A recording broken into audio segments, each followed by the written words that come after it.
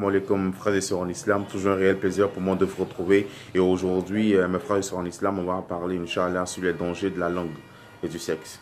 Il faut savoir que mon frère, ma sœur en islam, Allah dans le Coran, il dit, lorsque vous avez des tête-à-tête, des entretiens et tout, ne vous entretenez pas dans la transgression. N'ayez pas des conversations dont le but de critiquer vos frères et vos sœurs. C'est interdit en islam. Et Allah compare cela à quoi? À celui qui mange la chair du cadavre de son frère. C'est grave comme péché, mes frères et sœurs, l'islam. C'est pourquoi le croyant, le bon croyant, il doit faire l'effort pour préserver sa langue des paroles qui vont susciter la colère d'Allah subhanahu wa ta'ala. Souvent, on ne s'en rend pas compte, mais on dit des paroles qui sont détestées d'Allah. Alors que le croyant, il doit utiliser sa langue que pour dire de bonnes paroles. Et le prophète nous dit, sallallahu alayhi wa sallam, il dit que celui qui croit en Allah et au jour dernier, qu'il dise une bonne parole ou qu'il se taise. Le croyant, il ne doit pas se mêler de ce qui ne le regarde pas. Il ne doit pas dire n'importe quoi. Il doit prendre soin de dire des paroles agréables, des paroles qu'Allah subhanahu wa ta'ala aime. Et le prophète dit, sallallahu alayhi wa sallam, dit, celui qui me garantit ce qu'il y a entre ses mâchoires, c'est-à-dire sa langue, lui, il lui garantit le paradis. Celui qui lui garantit sa langue et son sexe, lui, il lui garantit le paradis. C'est dire à quel point c'est important, mes frères et sœurs en islam, de faire très attention à ce qu'on dit, de ne pas propager des mauvaises nouvelles, des mauvaises informations, des intoxications. Et mes frères et sœurs en islam, le croyant,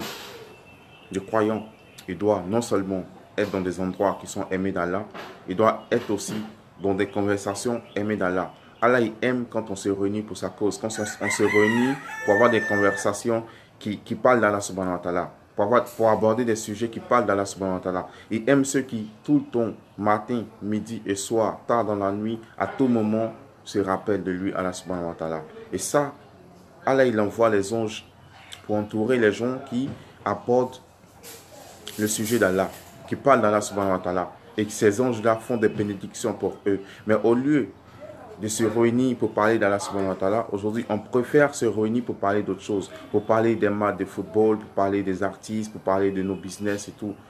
Mes frères et sœurs en islam, il faudrait qu'on se ressaisisse parce qu'un jour, tôt ou tard, si ce n'est pas un matin, ce serait un soir, on sera amené à quitter ce monde et tous ses plaisirs, ce monde et tous ses délices, mes frères et sœurs en islam, et on ira rencontrer notre Seigneur et pour lui rendre compte de tout ce que nous avons fait. Et Dieu, il dit dans le Coran, il dit tout ce que vous dites. Il y a des anges qui sont là, des anges des scribes qui écrivent, qui inscrivent tout ce que vous dites. Tout ce qu'on fait, tout ce qu'on dit est écrit par des anges. Et le jour de la résurrection, le jour des comptes, le jour du jugement, on va découvrir tout cela. Et là, l'homme va dire, même ça a été mentionné. C'est pour dire à quel point on doit faire attention à ce qu'on dit, à ce qu'on fait, faire attention à tout ce qu'il y a autour de nous. Parce que rien n'est anodin, mes frères et sœurs en islam. Allah, il a créé les hommes et les djinns que pour qu'ils l'adorent. Mais l'adoration, ce n'est pas que la prière. L'adoration, ce n'est pas que la prière. L'adoration, c'est tout acte d'obéissance envers Allah subhanahu wa ta'ala. Le fait de parler de bonnes paroles, par crainte et par amour pour Allah subhanahu wa ta'ala est un acte d'adoration. Le fait de donner de bons conseils est un acte d'adoration. Donc, il y a plusieurs façons d'adorer Allah subhanahu wa ta'ala. C'est pourquoi le croyant, il doit multiplier les bonnes actions, multiplier les bonnes actions autant qu'il le peut. Parce qu'à tout moment, sa vie peut s'arrêter. Et le jour de la résurrection, il n'aura que des regrets. Si je savais, j'allais construire une mosquée. Si je savais, j'allais aider mon frère malade. Si je savais, j'allais faire ceci. Si je savais, j'allais faire cela. Mais en ce moment, à quoi te servira le regret?